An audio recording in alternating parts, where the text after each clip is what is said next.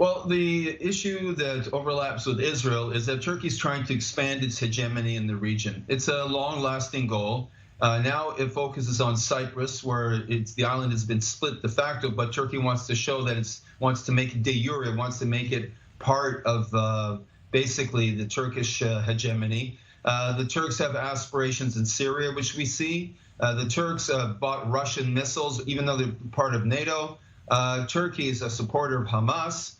So this is another step in that game. But actually, Erdogan is playing a very sophisticated game because he's also reached Israel with certain positive overtures with the new Bennett government and with President Herzog. So he's playing a very sophisticated game of pushing in one place and placating in another place. Now, on that note, in terms of Turkey and Israel, with the absence of Prime Minister Netanyahu, former Prime Minister here, he was a major figure, counterpoint to Erdogan, the two going at each other for really a decade. Has that pulled the rug out in some ways from Erdogan's at least rhetoric around the region involving Israel?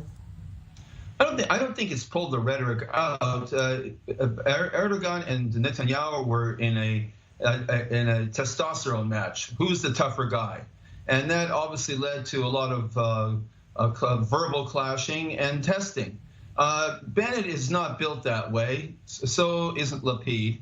They will try a more diplomatic approach, but a firm approach. I don't believe that Israel will give in to Turkey on any major issue of concern to Israel. They'll try to amplify the fact that there's great trade between Turkey. They'll try to amplify the fact that there's great tourism, except now with Corona, of course.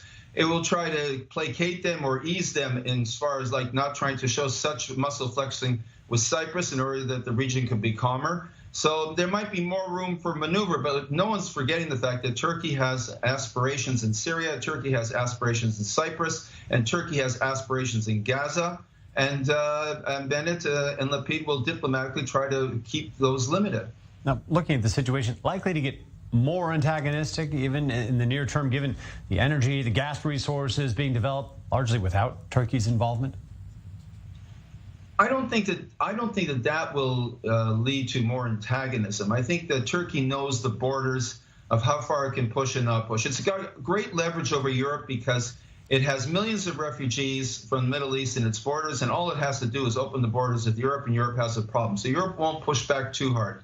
The United States also, while it's very angry that Turkey has taken parts of northern Syria away from the Kurds, and has bought Russian missiles, the United States will also be firm with Turkey, but keep it limited to some degree, because it knows that Europe needs Turkey as well. So I think that the Turks know where they can push, where they can't push, and Erdogan is trying to get an inch here, an inch there. In this case, the inch is northern Cyprus.